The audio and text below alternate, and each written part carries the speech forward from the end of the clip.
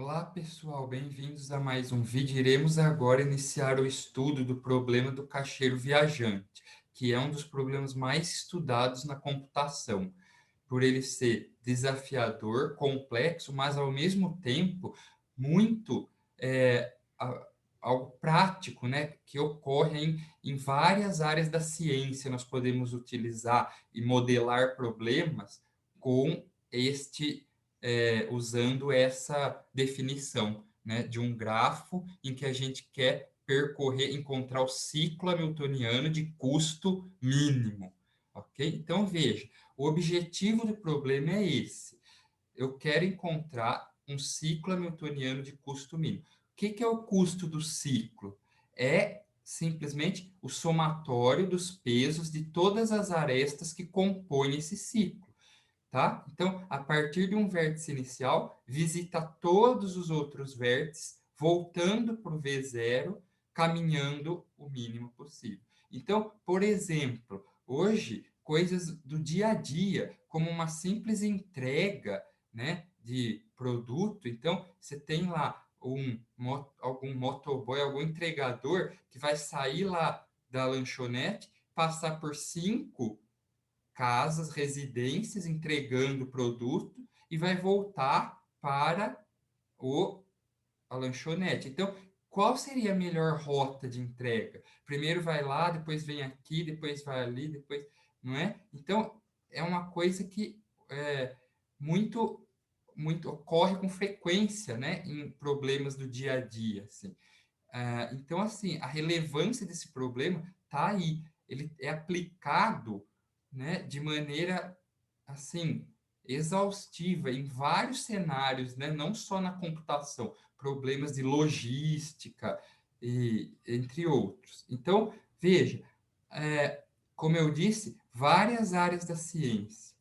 Esse problema, pessoal, ele é conhecido por ser NP completo. Na verdade, é assim, é, você pode dividir esse problema do TSP, uma instância do TSP, você tem que dar resposta para duas perguntas. Então, a primeira, geralmente, que é a seguinte: G é hamiltoniano? Porque se você pega seu grafo G, simplesmente para se você quer tirar um ciclo hamiltoniano, você tem que primeiro garantir que o grafo seja hamiltoniano. Então, existe ciclo hamiltoniano? Esse problema é NP completo. Se sim, como obter o ciclo de custo mínimo? Esse problema é pior ainda, NP hard. Então, quer dizer, não há algoritmos que garantam solução ótima para uma instância arbitrária desse problema, tá certo? Se eu fizer uma instância com um grafo pequeno, eu posso até chegar na solução ótima. Não estou dizendo isso. Eu posso muitas vezes chegar na solução ótima. Não há garantias de que, dada uma instância arbitrária do problema, existe um algoritmo que 100% das vezes irá retornar a solução ótima.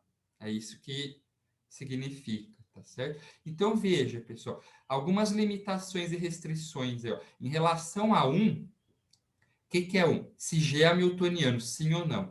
Geralmente a gente assume, na maioria dos problemas, uma hipótese simplificadora, que o grafo de entrada é o Kn, é o grafo Kn.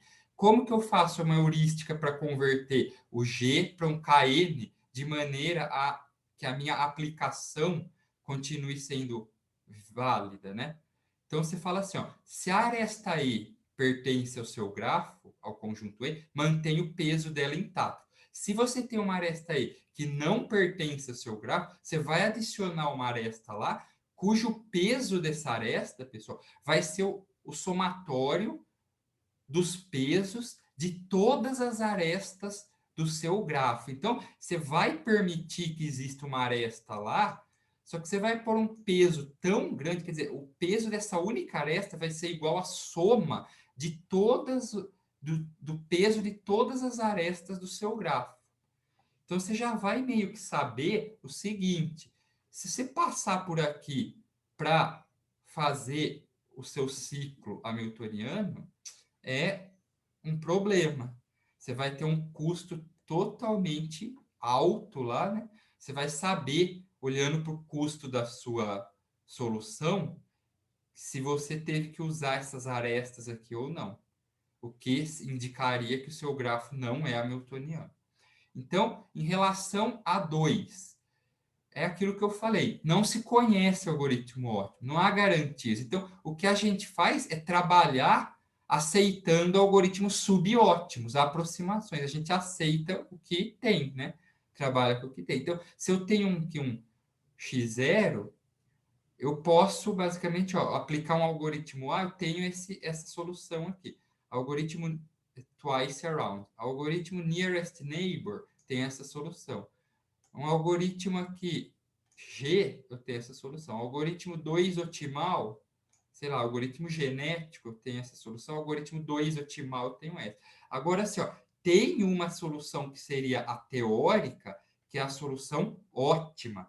Porém, esse cara é desconhecido. Então, a pergunta que surge é: quão boa é essa minha solução aqui, ó?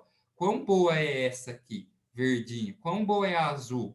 Se eu não conheço a solução ótima, como que eu vou comparar, pessoal? Mas tem como fazer isso usando o seguinte: a gente define f de x estrela como o custo da solução ótima, a melhor possível. E f de xa é o custo da solução obtida pelo algoritmo A, tá, pessoal? Então, a gente diz que o algoritmo A ele é capaz de nos fornecer uma C aproximação para o TSP se o custo da solução que ele obtém é menor ou igual que C vezes o custo da solução ótima. E isso a gente consegue obter analisando cada algoritmo.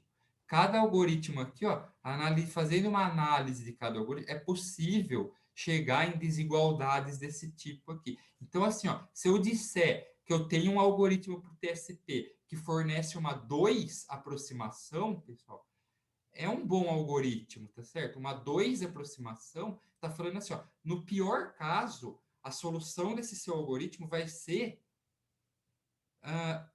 2 vezes o custo da solução ótima. É uma boa garantia, né?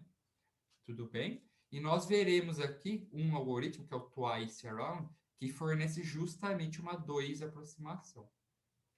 Antes de nós entrarmos nos algoritmos, duas definições aqui importantes, né? Na verdade, uma definição muito importante é o seguinte: é o que seriam grafos euclidianos. Por quê? Porque, desculpe, nós vamos sempre que possível utilizar o TSP métrico, a variante conhecida como TSP métrico. O que significa TSP métrico?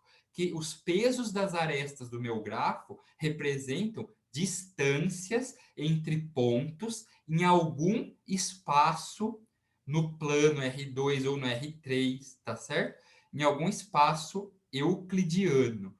A ideia é essa. Então, a gente chama um grafo de euclidiano quando, se eu tenho um grafo conexo em que os pesos nas arestas são sempre positivos e, veja bem, pessoal, a restrição para ele ser euclidiano é para qual é valer a desigualdade triangular, valer a desigualdade triangular. Então, assim, ó, para todo IJK, o custo de eu ir direto de ir para cá tem que ser menor ou igual que o custo de eu ir de I para J mais o custo de eu ir de J para cá.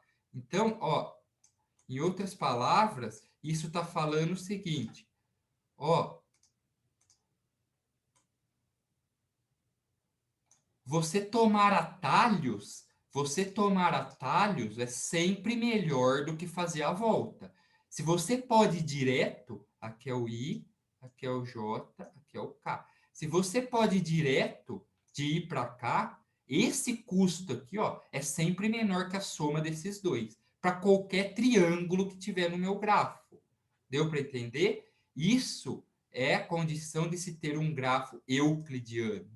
E ele aparece naturalmente nas instâncias do TSP métrico. O TSP métrico é quando o peso, os custos aqui, tem a ver com as distâncias entre esses pontos.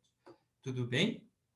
É isso que eu quero dizer com TSP métrico e com grafo euclidiano.